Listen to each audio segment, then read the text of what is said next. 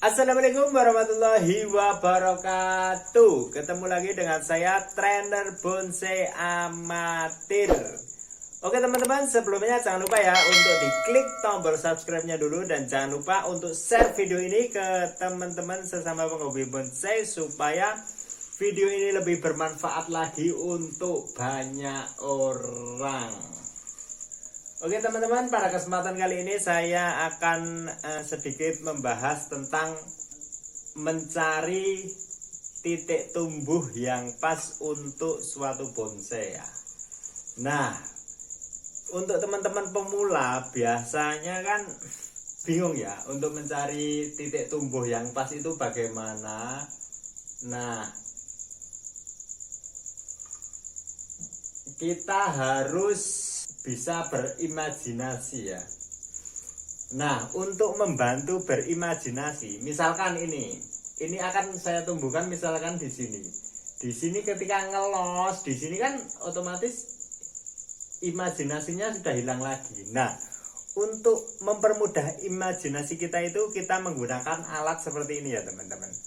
Nah, alatnya seperti ini. Ini adalah gambaran cabang ya. Nah, bagi teman-teman pemula itu usahakan membuat kayak gini ya teman-teman. Ini bisa menggunakan kawat bekas, kawat bonsai bisa. Nah, kalau eman-eman dengan kawat bonsai kita bisa menggunakan kawat bangunan ya. Paling itu kan sebendel mungkin 10.000 udah jadi banyak banget seperti ini. Misalkan pengen yang lebih gede, berarti ini tinggal kita gabung berapa biji gitu ya. Misalkan ini kita gabung 10 biji, nanti kita bagi dua terus seperti itu. Nah, kalau ini untuk ini pakai kawat bonsai bekas ya teman-teman.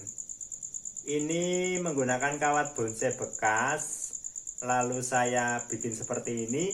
Gunanya apa? Gunanya alat ini adalah untuk mencari titik tumbuh yang pas. Nah, misalkan ini pohonnya tertanam sekitar segini ya, sekitar 10 cm. Jadi seperti di sini ya teman-teman, karena ini akarnya belum kuat, masih baru di sini. Ini saya tidak berani membongkar ini. Nah, kita bayangkan dulu.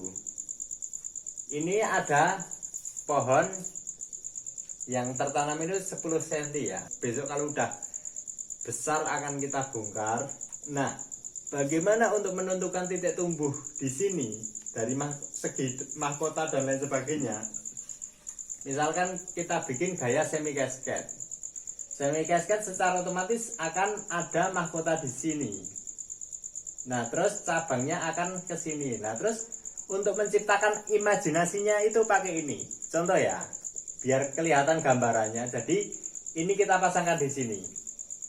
Ketika nanti ada titik tumbuh di sini, apakah kalau di sini pas? Kalau di sini bagaimana? Nah, pasnya menurut saya di sini ya teman-teman. Nah, di sini. Lalu ini nanti akan panjang dan ini juga akan panjang, agak panjang. Nah, dan di sini akan ada mahkota. Nah, seperti ini ya teman-teman. Misalkan kalau nanti ada titik tumbuh di sini, ini pasti akan terkesan silindris ya. Jadi dari sini ke sini itu silindris. Pembesarannya tidak ada yang namanya pengerucutan atau ngepen. Nah, seperti itu ya teman-teman. Ini untuk gaya cascade. Nah, terus kalau kita mau ganti gaya misalkan, kita akan ganti gaya menjadi gaya bunjin. Nah, secara otomatis kalau untuk bonsai ini sudah ada batang 10 cm ya. Batang gini, terus ke sini, ke sini, ke sini. Nah, kalau kita akan bikin bunjin, secara otomatis di sini akan tersusun mahkota ya. Nah, mahkotanya kita coba akan cari. Misalkan ini akan kita taruh di sini. Apakah pas nanti? Kita akan taruh di sini ya teman-teman. Nah, ketika nanti ada titik tumbuh di sini. Nah, Bayangkan, sudah terbayang ya? Ini akan lebih mudah. Untuk berimajinasi itu lebih mudah ketimbang kita tidak pakai alat bantu seperti ini ya. Jadi nanti ketika di sini ada titik tumbuh, oh otomatis oh ini bisa buat mahkota ke sini. Ini ada terusannya ke sini, panjang ke sini misalkan.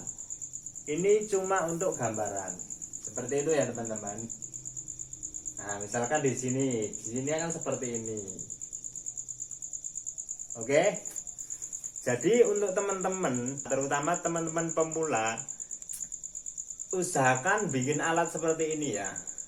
Nah, supaya apa? Supaya konsep dari bonsai akan konsisten ya. Misalkan kita konsep bonsai akan titik tumbuh di sini. Nah, ketika sudah ada gambarannya ini, diusahakan konsisten ya. Konsisten dengan gaya ini. Konsisten dengan gaya ini. Nah, biasanya untuk pemula akan berubah gaya terus. Karena bingung. Ini ketika ini akan banyak terubusan, misalkan sini akan terubus sini, terubus sini, terubus akan banyak terubusan. Biasanya untuk pemula pasti akan bingung sehingga semua cabang akan dipakai. Nah, ketika sudah mempunyai konsep seperti ini, misalkan di sini akan kita tumbuhkan di sini dengan konsep bonsai semi cascade. Usahakan untuk konsep itu kita terusi ya, atau kita konsisten dengan konsep itu.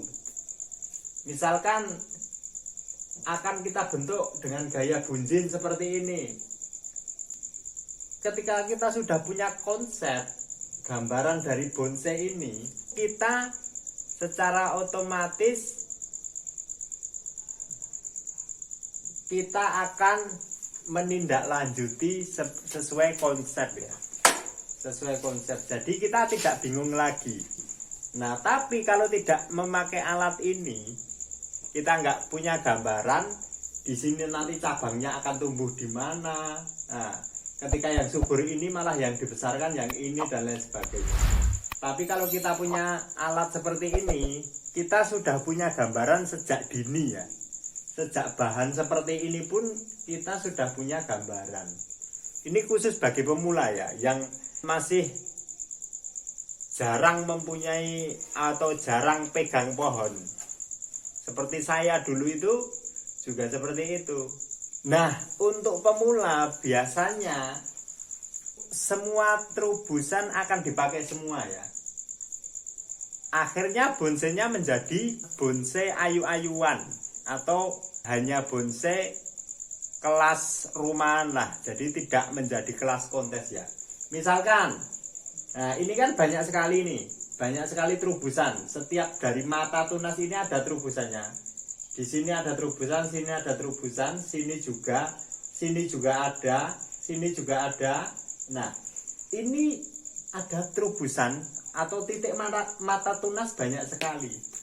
Nah, ketika kita tidak punya gambaran lebih dini, secara otomatis nanti para pemula akan memakai semua cabang ya.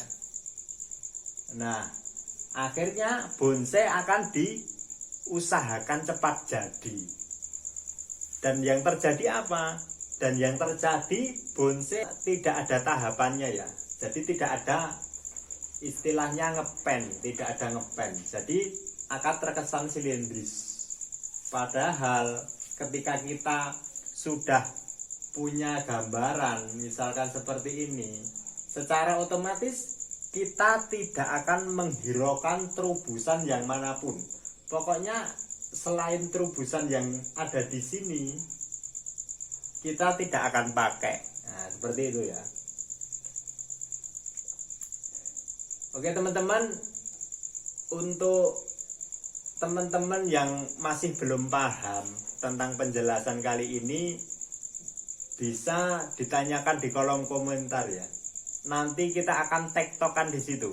Kita akan sharing-sharing di kolom komentar ya. Nah, untuk para master juga bisa menjawab komentar-komentar dari teman-teman pemula ya. Untuk kesempatan kali ini mungkin cukup sekian pembahasan daripada menentukan titik tumbuh suatu bonsai. Menentukan titik tumbuh suatu bonsai mungkin cukup sekian dulu videonya. Bagi teman-teman yang belum subscribe, saya ingatkan kembali untuk klik tombol subscribe-nya. Dan jangan lupa untuk share video ini ke teman-teman sesama penghobi bonsai supaya video ini lebih bermanfaat lagi untuk banyak orang. Oke teman-teman, kita akhiri sampai di sini dulu. Akhir kalam, wassalamualaikum warahmatullahi wabarakatuh.